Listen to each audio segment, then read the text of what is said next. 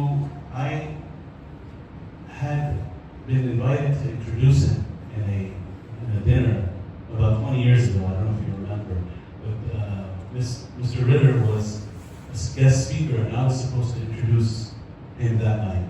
But I chickened out. I got nervous, and I ended up one of the forgotten speeches. I didn't get the speech that night. But today, what Rumi says is that anything you miss will come back to you in another way.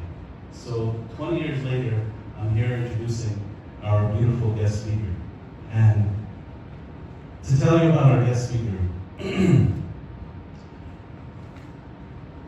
during the Gulf War, or before the Gulf War, during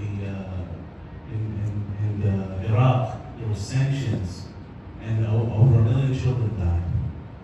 And some people justify that. But one of the voices that was the strongest that spoke out against what was happening in Iraq was a very amazing man who became one of the most powerful critics of the war. He was a weapons inspector, and he stood up against the war machine. Today, when the drums of war are beating again, the same man is standing tall against the senseless violence and standing up to the war machine. Mr. Scott Ritter was born in Florida. I believe he grew up in Germany, if I'm not mistaken. I think they're still looking for the weapons of mass destruction in Iraq, right? I think they're still looking for them. But he stood up and he said there isn't any weapons. And he was very, very vocal. Today he speaks on many shows online. You can find his Ask the Inspector, Judging Freedom Dialogue Works. He's a journalist. He's a truth teller. Above all, he is a voice of truth in an increasingly deceptive world. When the genocide happened in Gaza, one of the first outspoken people was Mr. Scott Ritter. When it was 50 or 100 or 1,000 children killed, he already called it a genocide. Some people, they had it wait till 100,000 people died. But he was one of the most vocal critics. And one girl who was killed, her name is candid. She was shot over 300 times by a machine gun. Mr. Ritter gave a powerful speech, very emotional, speaking against what happened to those children in Gaza.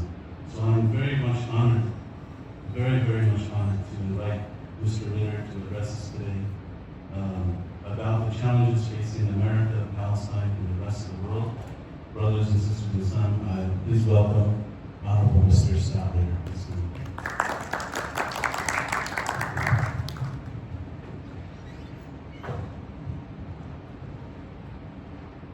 Thank you very much for the very kind words of welcome. Thank you very much for inviting me here today. I first of all want to applaud you for your courage.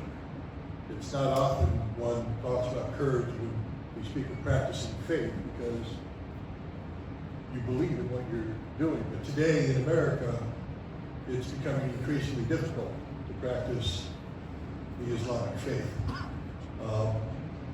You are under attack. People question your loyalty to the United States. They question the integrity of your faith. And I could not imagine what it's like to walk in your shoes. So first of all, I want to applaud you for your courage and your resilience in the face of, frankly, what is patently un-American behavior. If I were in a position to apologize on behalf of the American people, but see, that's a ridiculous statement, because you are the American people. So how can I apologize on behalf of you? It's just a shame what's happening today.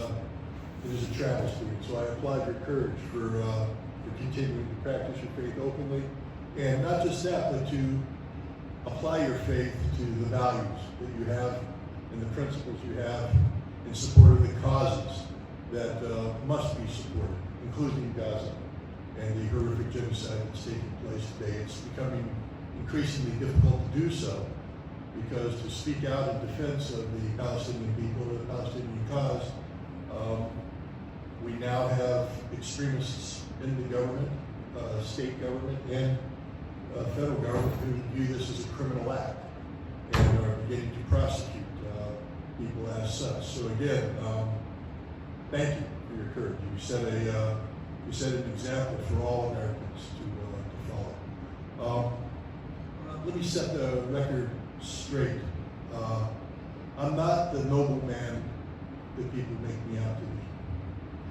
Okay, I am somebody from a military background who took an oath to uphold and defend the Constitution of the United States of America against all enemies, foreign and domestic. And I served in the military where I obeyed the lawful orders given to me by my commanders. I fought in the first Gulf War.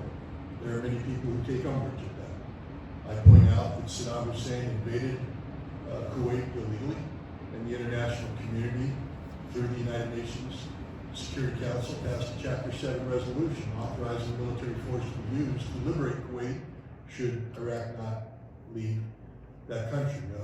Iraq did not leave. We went to war. I fought in that war. I will never apologize for what I did in that war, except to say that I learned that war is not the answer. But one of the key lessons I learned from the Gulf War was that there has to be a better way of solving the problems of the world than sitting men against men to kill men, and in the process kill women and children too. We didn't need to go to war.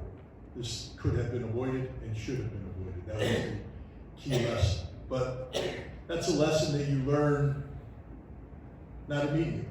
I mean, I was a young man at the time, and I was still in the military. The war gnawed at my heart, but I continued to serve.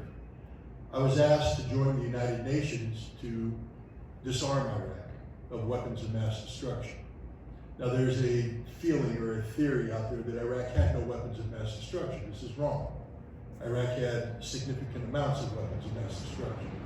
Iraq had hundreds of thousands of tons of chemical weapons that they had used.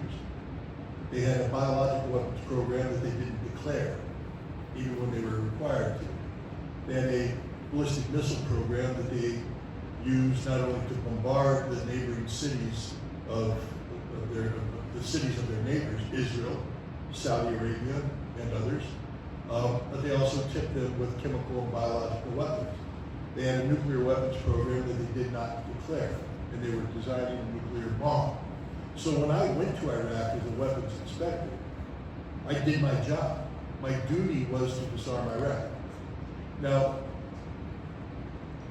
before the decision was made to disarm Iraq, before the war was fought to liberate Kuwait, the United Nations had tried to coerce Iraq into, or compel Iraq into leaving Kuwait. And they passed very stringent economic sanctions against Iraq. Sanctions is a tool that's done when you don't know what to do. When you are powerless, you impose sanctions in the belief that you are doing something. But sanctions on their own very rarely target people they're meant to target, influence the people they're meant to influence. At the end of the day, sanctions, especially stringent sanctions, end up hurting those who need the help of the world the most. The women, the children, the elderly, the sick, people who need access to medicine, health facilities, food, nutrition, all the things that are denied because of sanctions. But I didn't think about that at the time. I simply viewed it as a tool to compel Iraq to do something that Iraq did not do, so we went to war. When I began my job as a weapons inspector, the sanctions were still in place. But the sanctions had been placed on Iraq linked to the liberation of Kuwait. And we had liberated Kuwait. So the question is, why weren't the sanctions lifted? Because the United States, together with its supporters in the United Nations, wanted to get rid of Saddam Hussein. Now, there was no international law in place to remove Saddam Hussein from power. They felt that if they could continue the economic sanctions, they could cause Saddam to collapse from within. But they needed a new excuse for continuing economic sanctions, and this became weapons of mass destruction. So my job was to disarm Iraq. I had nothing to do with the sanctions, except that when we could find Iraq to have been disarmed, then we would report to the Security Council and they would lift the sanctions. Iraq did not make my job easy. They lied to us from the very beginning. They lied about chemical weapons, biological, they lied about everything. And so we had to change the nature of our job from a standard gentleman's type treaty verification process to one that required forensic intelligence work. That's what I do. If you don't know it, I was an intelligence officer. And my job is to gather information, especially information that people don't want me to gather. And in Iraq, they did not want me to gather the information about their weapons of mass destruction programs. So we began a series of very strong inspections, aggressive inspections. Some people would say confrontational inspections, but we had to do this to get to the truth. The problem was that even when Iraq decided they needed to tell the truth, they couldn't, because the people that hid the weapons of mass destruction from us were Saddam Hussein's personal bodyguards. In order to tell the truth, they would have to explain how the security of Saddam Hussein worked at a time when the CIA was trying to kill Saddam Hussein. And so as a weapons inspector, I began to fight a war on two fronts. See, my job was to implement the Security Council resolutions to the letter of the law. I don't cut anybody a break. The law is the law. But my job wasn't to assassinate Saddam Hussein. And my government wanted to use my inspection process to gather information to assassinate Saddam Hussein. So I had to fight the Iraqis who were lying. In order to defeat their lies, I had to carry out very strong inspections. And I had to fight the CIA who wanted to use my strong inspections to find out information about Saddam Hussein. This was a very difficult and dangerous task. I don't want to pretend that I'm some hero, I'm not. But on numerous occasions, I ended up staring an Iraqi pistol in my head or an AK-47 pointed at my chest as Saddam Hussein's guards threatened to kill me for doing what I was doing. And when I came home, I often faced the FBI, who questioned my loyalty, even after I came back from an inspection where my brains were threatened to be blown against the wall. They questioned my loyalty because I wouldn't let the CIA on my team to spy against Saddam. I did this job for 7 years. During that time, we fundamentally succeeded in the disarmament of Iraq. I was able, through various means, to get the Iraqis to eventually tell the truth. The problem is the truth was not what the United States government wanted to hear. You see, if we tell the truth and we make the report, they have to lift the sanctions. But they don't want to lift the sanctions because they want Saddam Hussein to go away. And this was a very difficult job for me. Some people say, well, why didn't you quit sooner? Well, the reason why I didn't quit sooner is it's not my job to quit. It's my job to finish the job. And if I quit, it became a question of moral principle. If I quit, who would find Iraq to be disarmed? And if we don't find Iraq to be disarmed, we play the American game, and the sanctions stay in place. And by this time, there were women in the streets with their starving children begging for food. You were reminded every day of the horrific human cost of sanctions. And so it was very difficult as a weapons inspector to drive to your headquarters or drive to a weapons site and see on the side of the road women, Iraqi women, Arab women, Muslim women, begging for food for their children. Very difficult to witness this. So I felt that I had a duty and responsibility to finish the job, to make the report. But in the end, I wasn't allowed to make the report. The United States government said, absolutely not. So I resigned my position on a matter of principle. This, of course, put me at odds with the U.S. government. In many ways, I have much in common with the Muslim community of America because we all have been persecuted at one point or another by the United States government because of our principles, because of our values. But I just want to make it clear that I'm not some noble person who fought a war against the sanctions. The sanctions were not my job. My job was weapons of mass destruction. But the sanctions were obvious, the morality and the immorality of sanctions. And when I resigned, I began to speak out about the sanctions, about how sanctions were hurting the wrong people, the innocent. And I also was making the case that we had disarmed Iraq, that I was ready to make a report when the United States government blocked our work. Sadly, we ended up going to war with Iraq, and we know the consequences of this.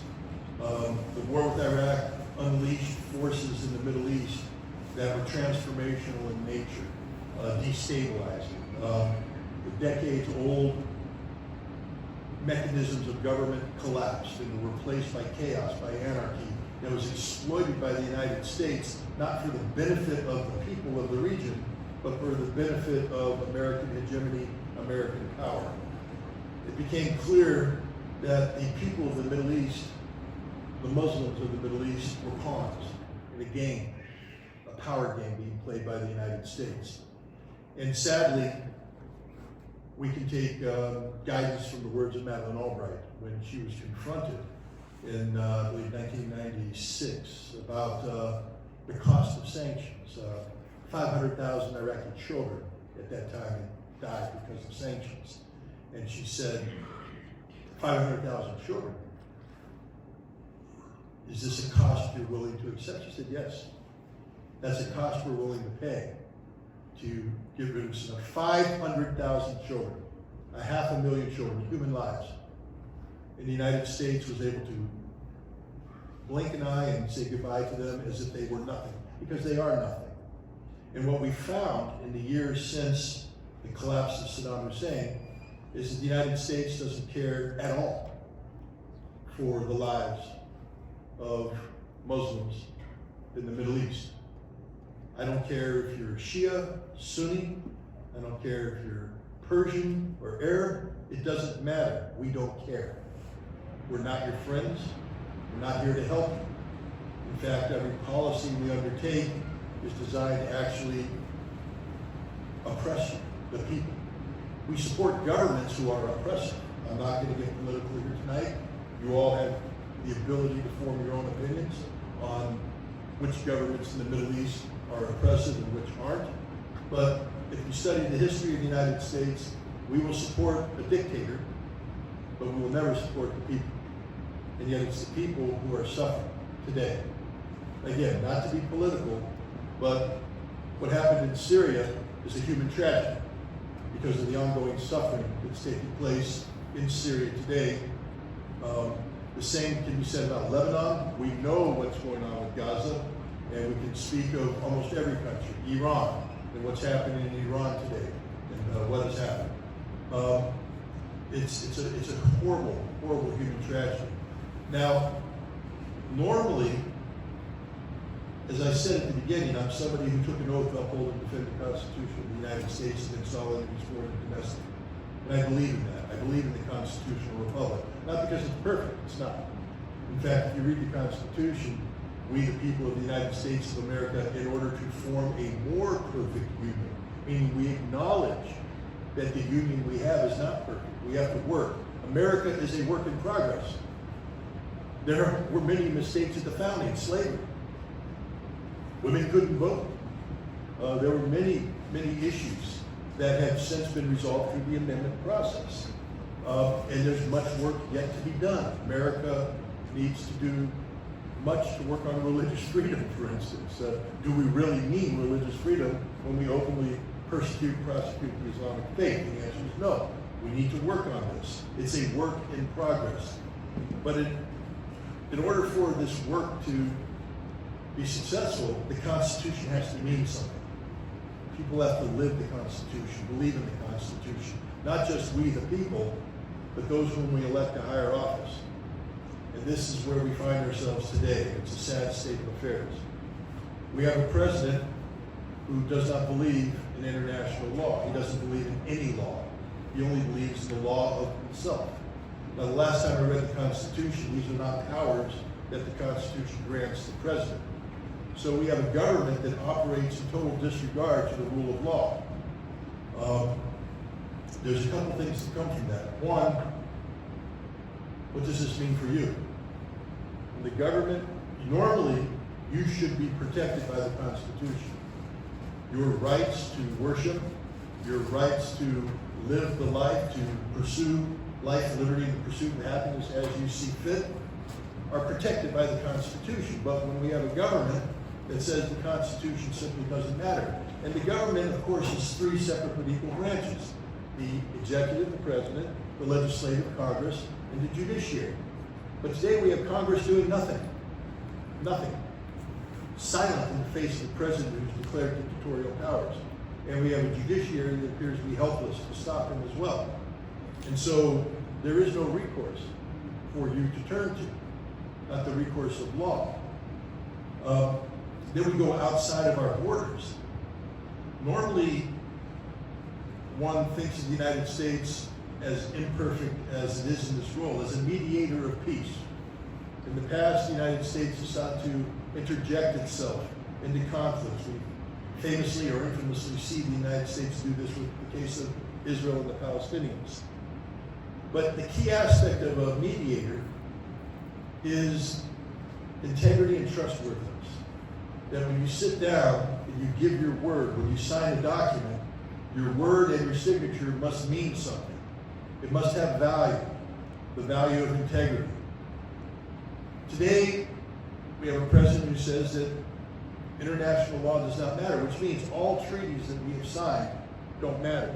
Signatures don't matter. Agreements don't matter.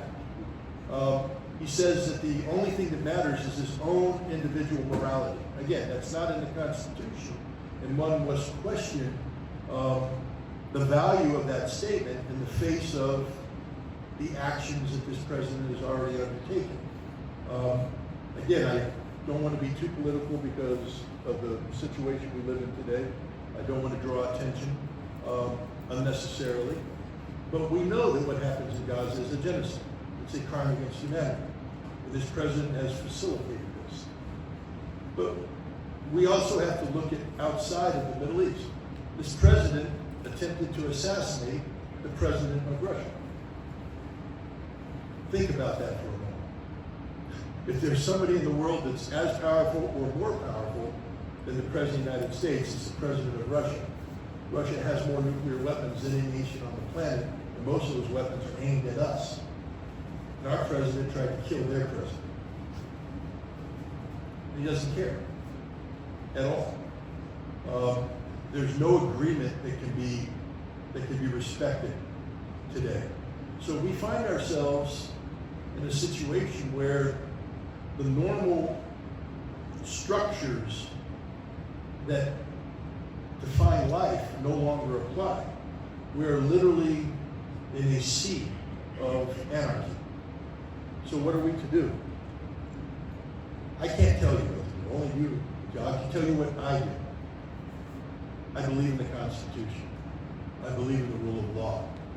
And even if my government doesn't want to adhere to these values, I will adhere to these values. And I will continue to live my life as an American patriot who believes in everything our founding fathers said our country should represent.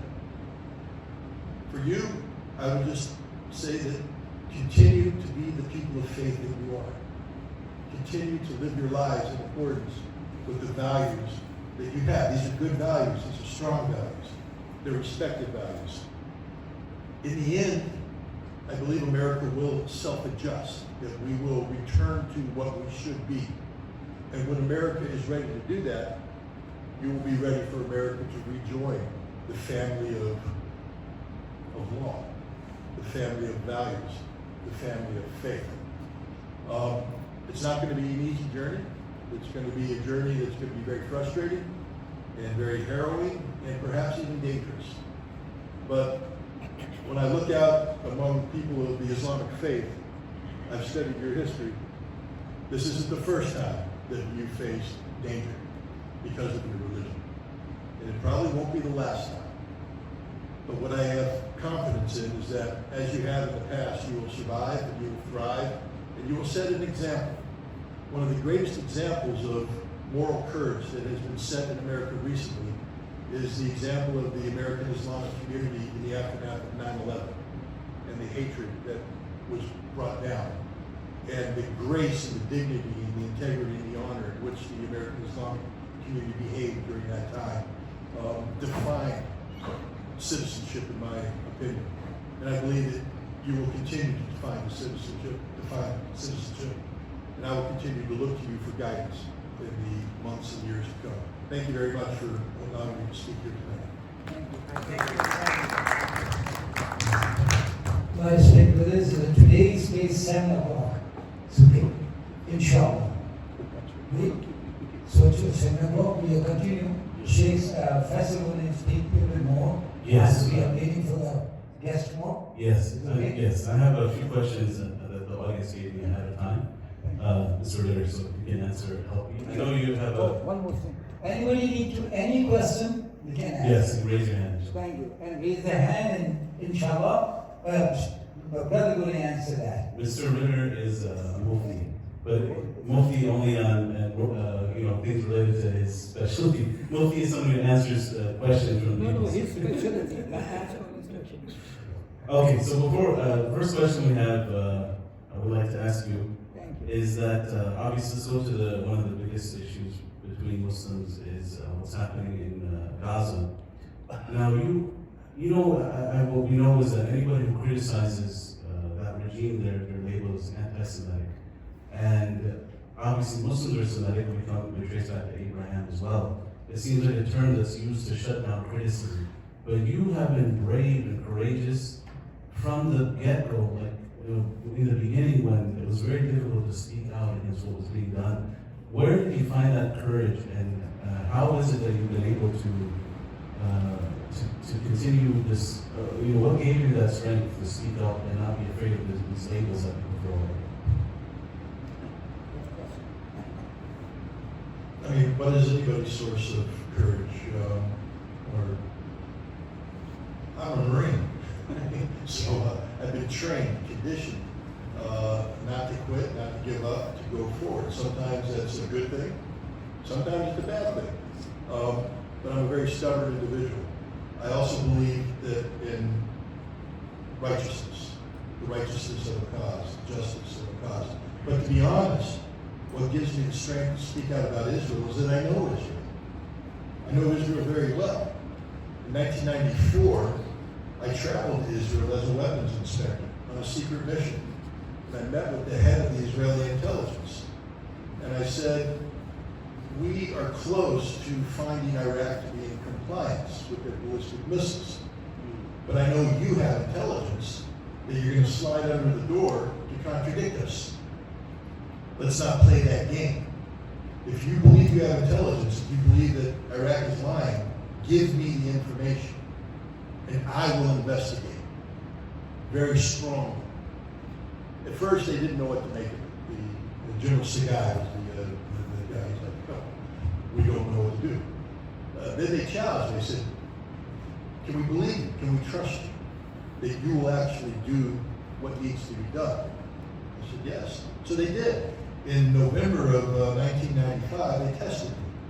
They gave me a piece of intelligence information that missile guidance equipment from Russia had been purchased by a Palestinian middleman on behalf of Iraq and had flown to Jordan and was being shipped into Iraq. They said, what are you going to do about this? And I said, okay. I wrote back to my headquarters and I got permission to go from Israel to Jordan. And at that time, that was not an easy thing to do. I was met by the king's people, taken to the palace, and I briefed the king's intelligence officer on what was happening. I said, you have to act now. He said, who are you? I said, I'm Scott Ritter. I'm the guy that's in charge of all this, and you have to act now. They did. We found the gyroscopes, and we intercepted them before they went to Iraq. Just a little side note, the Russian mafia was involved, and the value was many millions of dollars, and they decided that somebody had to pay a price. And they sent a Russian intelligence officer to New York to find out who intercepted the gyros, to say that they had to come to Moscow to be in the trial. And my boss gave me up. And so I was supposed to go to Moscow, and I was told by the other Russians not to go because the mafia had paid off the FSB to bring me to Moscow to kill me. So there was a big price to be paid for doing this. But the bottom line is, I knew the Israelis. I worked with the Israelis. They trusted me. I was on the inside. I briefed prime ministers. And I was sympathetic to the Israeli cause. While I was in Israel from 1994 to 1998, every time I went to Israel, Hezbollah and Hamas carried out terrorist acts, blew up people in restaurants I had just eaten at, blew up people in stores and buses where I walked. And I saw the impact this had on the Israeli people. And I was very sympathetic to the Israeli people. And I considered myself to be a supporter of Israel in this regard. And that's where I draw my strength from, because I'm not an enemy of Israel. I'm not somebody who just hates Jews and hates Israelis. And I used to actually be a friend of Israel. I mean, the most loyal friend possible. But as I said, as Israel started to deviate off course, friends don't let friends drive drunk. And Israel was drunk on power, on arrogance, on ignorance, and they were threatening to drive this bus off the road. So I said, we need to take the keys out of that ignition. And I started to stand up to Israel, started to question Israel. People tried to call me anti-Semitic. I said, I've done more for Israel than you have. I put my life on the line for Israel. You haven't. I fought in the Gulf War. My job in the Gulf War was to stop Iraqi Scud missiles from flying into Israel. And I worked with the Israelis to keep the missiles from flying into Israel. So anybody who calls me anti-Semitic, it fails. Because unlike the people who call me anti-Semitic, I was once a true friend of Israel. But I watched Israel change into something that it wasn't. Israel was never perfect, don't get me wrong. I'm not pretending that Israel has done the right thing all the time. But I was a big fan of Yitzhak Rabin. And I supported Yitzhak Rabin's efforts, as imperfect as they were, to try and create peace with the Palestinians. And I was in Israel when he was assassinated. And it was a very sad day. And I've watched Israel change under Benjamin Netanyahu and become a nation that I don't recognize, with values I don't support. And so today when I speak out against Israel, I do so not as an enemy of Israel, but as a friend of Israel that no longer views them as a friend, who views them so far removed from the values that they once claimed to embrace that they're unrecognizable. I don't fear anything because no label will stick to me. No label will stick to me. I will continue to tell people I have done more for the security of Israel than just about anybody who's not an Israeli. And yet today, I am 100% against Israel, because the Israel of today is not a nation capable of peace. It's not a nation capable of living in harmony with its Arab neighbors. It's a nation committed to the genocide of the Arab people. And that can never be supported under any circumstance. I was late to the game understanding the Palestinian cause. I was so focused on Hamas's explosions that I didn't pay attention to what was happening right across the border in Gaza or in the West Bank. But once October 7th occurred and I began to look for the first time, it's like having a film removed from your eyes, and you suddenly realize the tragedy, the horrible tragedy of the Palestinian people. And I apologize that I'm so late to coming to their cause, but what I can say is that when you have me as an ally, as imperfect as I am, I won't quit, I won't give up, and I will continue to struggle in support of a free Palestine and a situation in the Middle East where genocide is not tolerated or supported by the United States. Thank you. I want to add, Scott is a good man. He's a one-man army, and they say in Arabic that the apples don't fall far from the tree.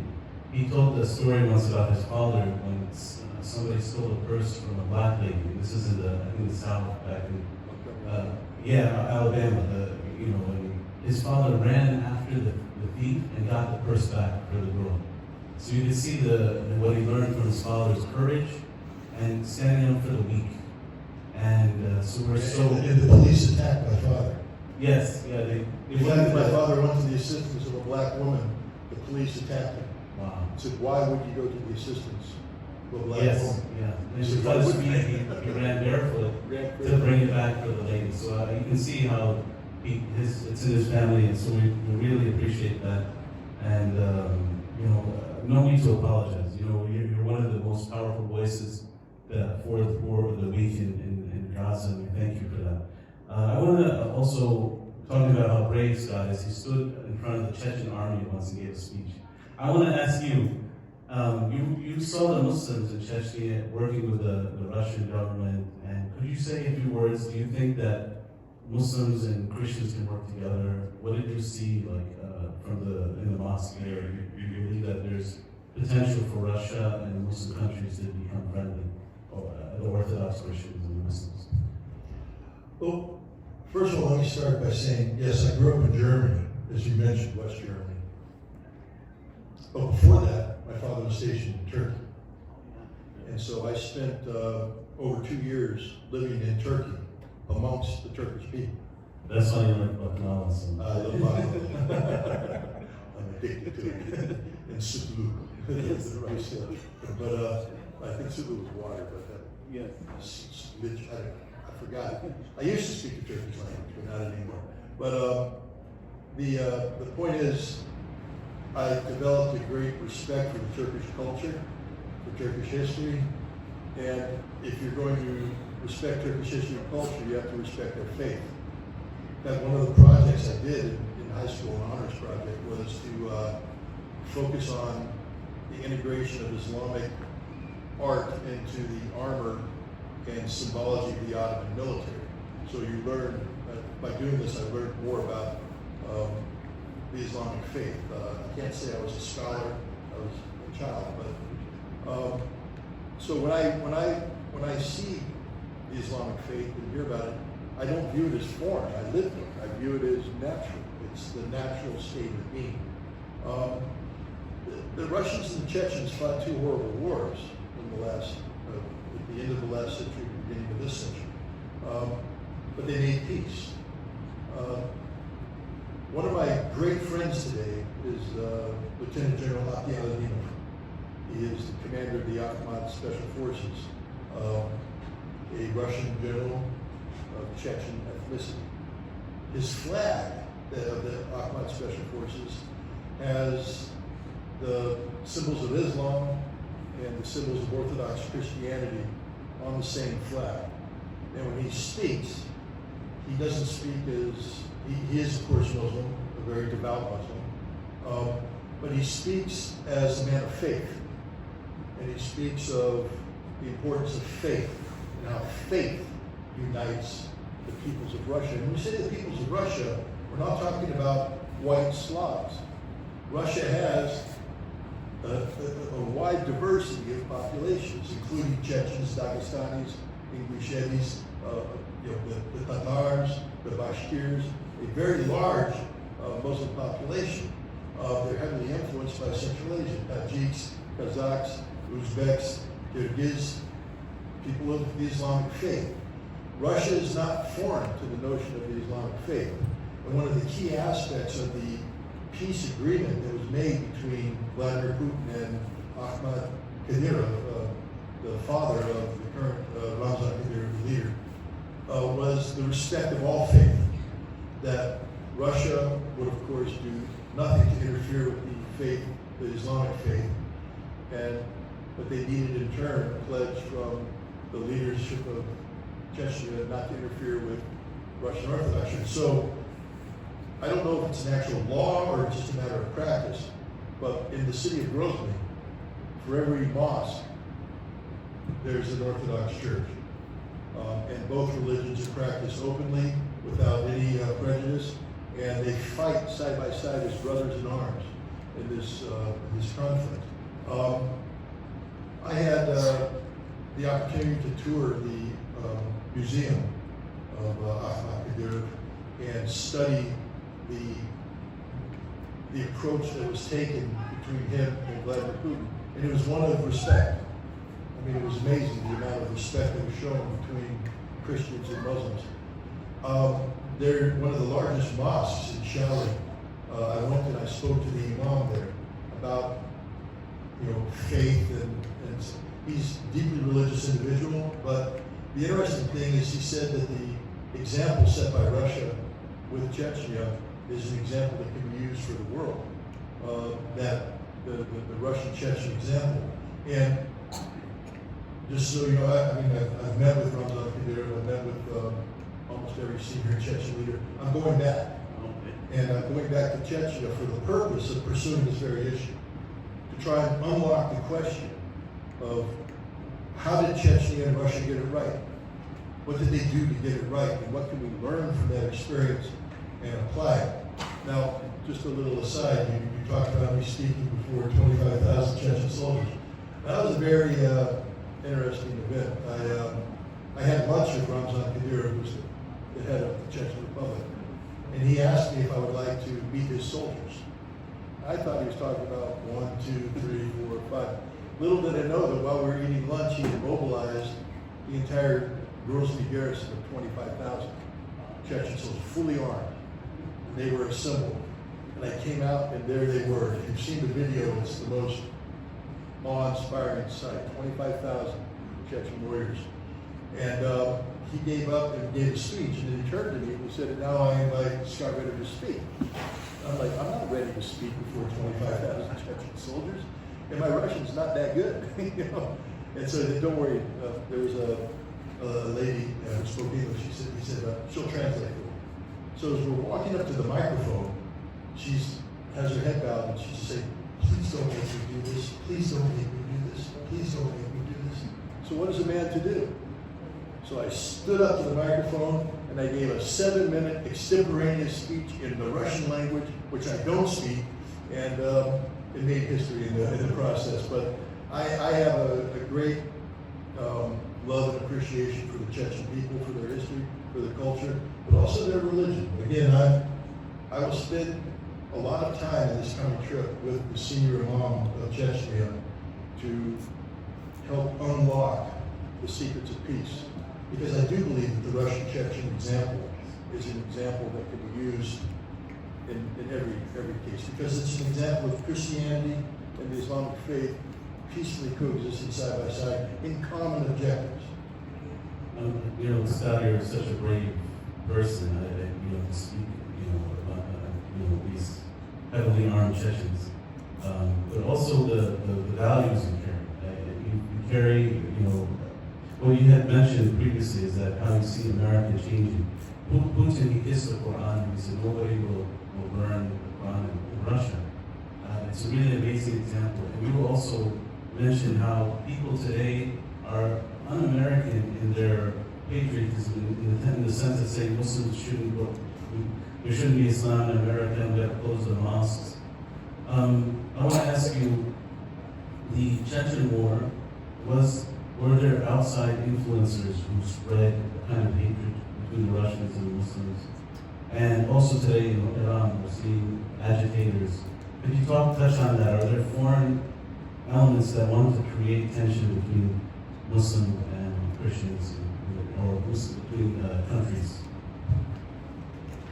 I'm trained as a historian, so for me to normally answer a question of this nature, I would like to do the in-depth research.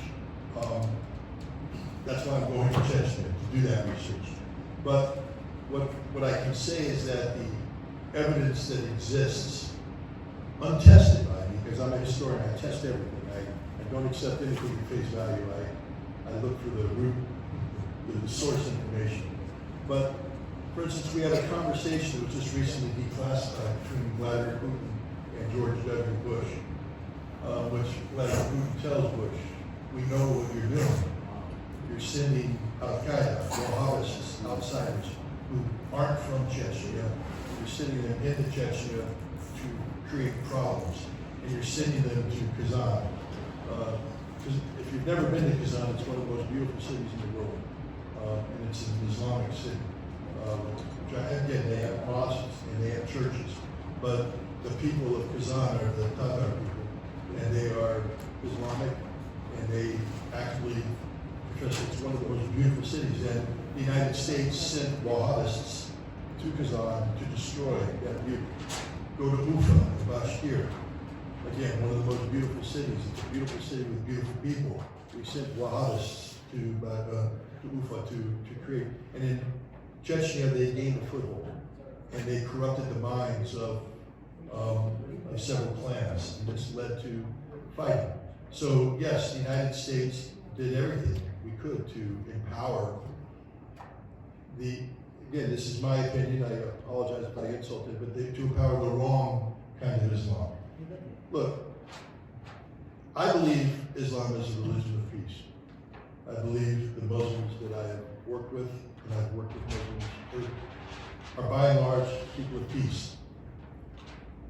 Christianity is supposed to be a religion of peace also, but we know what happened with Christianity. We know about the Crusades. We know how we have encouraged people to kill in the name of God. And I believe that there are people who profess to be Muslim who pervert the Islamic faith and use it as a faith of violence.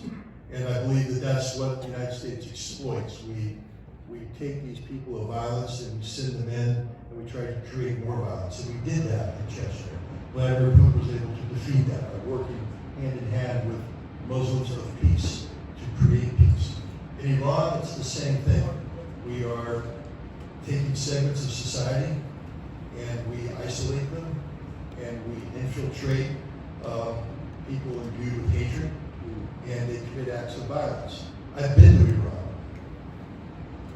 I say this about every Islamic state I go to. It's a beautiful place, populated by beautiful people, wonderful people, peace-loving people, who welcome me. When I went to Iraq, even at the worst period of time in Iraq, when every time I showed up, the Iraqi government would put my picture on TV and say, "This is Scott Ritter. He is responsible for the deaths of millions of Iraqis. We hate Scott Ritter." And it was tough because you fear for your life. But I would go to restaurants because I'm not a coward, and I would sit amongst the Iraqi people. I remember once sitting there with my team after a very difficult inspection where we were called out, and a lady came up and came to us, and I was worried because I was afraid she was going to attack us, and she was crying. And she said, "I love you. You have a mother who loves you, and I have to respect that. All I ask is that you look in your heart when you do your job. We are not a bad people. We want to be your friends." And then she left. And it's like, I mean, what grace, what grace. So everywhere I've gone, Iran was full of people like that. Every place I've gone with the Islamic community has been that kind of community.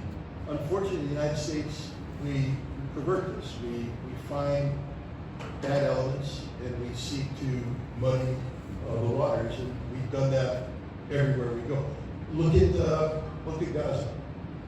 The Israelis have gone in and taken advantage of socioeconomic problems and picked out certain clans and offered them money and inducements to go against the will of the people.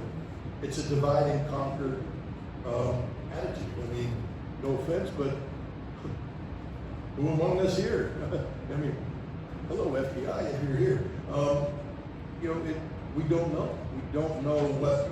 All I would say is to guard against that is not to be distrustful of people, but to be honest to yourself. Live to your own values and congregate with people who share those values, and things will be okay. Thank you. I want to, we're running short on time, but I want to add two things to what you said. One is about the Wahhabism. In Islamic history, we've had extremists throughout our history, but the scholars, the mainstream scholars, will always speak out against them, and they would be isolated, they would flee to the mountains. they would be caught and punished. The black stone in our town of Mecca was stolen at one time by these people who claimed to be Muslim, and they took it away for 30 years. It's the holiest house that we have. So those groups that are out there that sometimes are being financed. I heard they're giving weapons to ISIS groups in Gaza there, and Osama bin Laden at one point was also on our payroll. So, or I don't know, maybe you can tell us more. But what I want to say is that just as Muslims, we were almost 2 billion people on the planet, and the number of extremists out there are very, very tiny compared to what are even if we take Saudi Arabia. The mainstream scholars of Saudi Arabia do not support what Al Qaeda does. They spoke out against it. They even fought them, and many of their soldiers have died fighting Al Qaeda. So,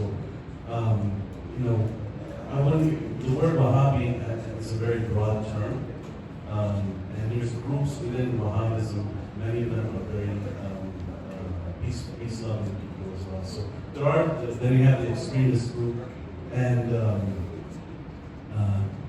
I don't know. I heard that Putin had said that a lot of the terrorism that happens around the world is because it's financed by certain governments and things like that. Do you agree with that? Are there hidden hands that led to events like 9/11? This is very controversial, but we have an expert here. So. Look, in 1978, Zbigniew Brzezinski, who was the National Security Advisor to Jimmy Carter,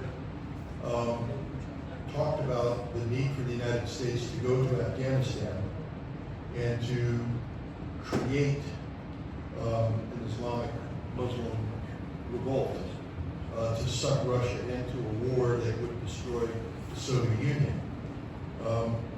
And again, you study the history, when you look at Wahhabism, or I think there's another term that was used, Salafi, but there's even another term that gets to a specific, not takfiri, it gives you the but it's a kind of, they went to Pakistan, to India, at the time it was India, they set up mosques from Saudi Arabia, and then that created, that influenced the Pashtun tribes.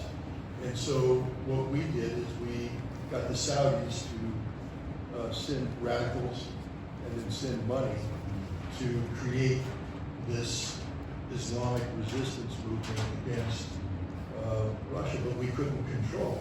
Once we succeeded in Afghanistan, it was now out of control, the blowback aspect of it.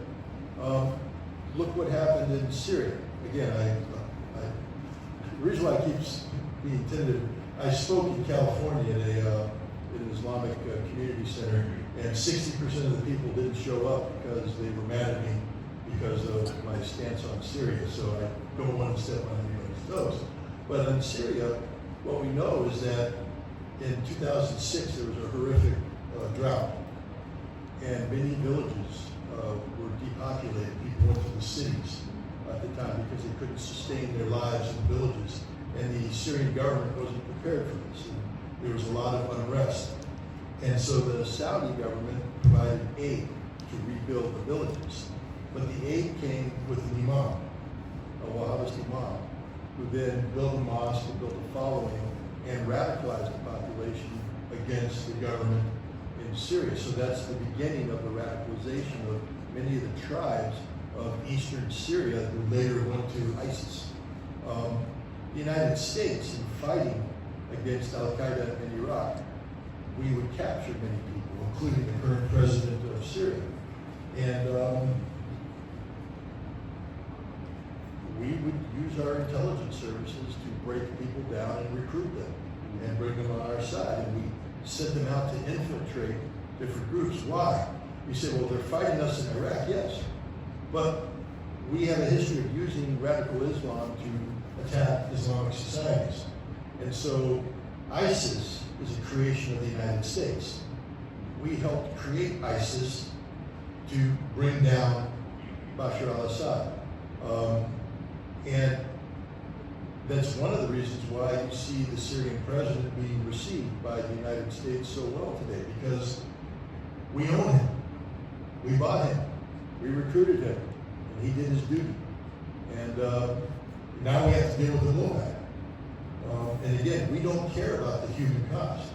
In America, no government official loses any sleep over the dead in Syria.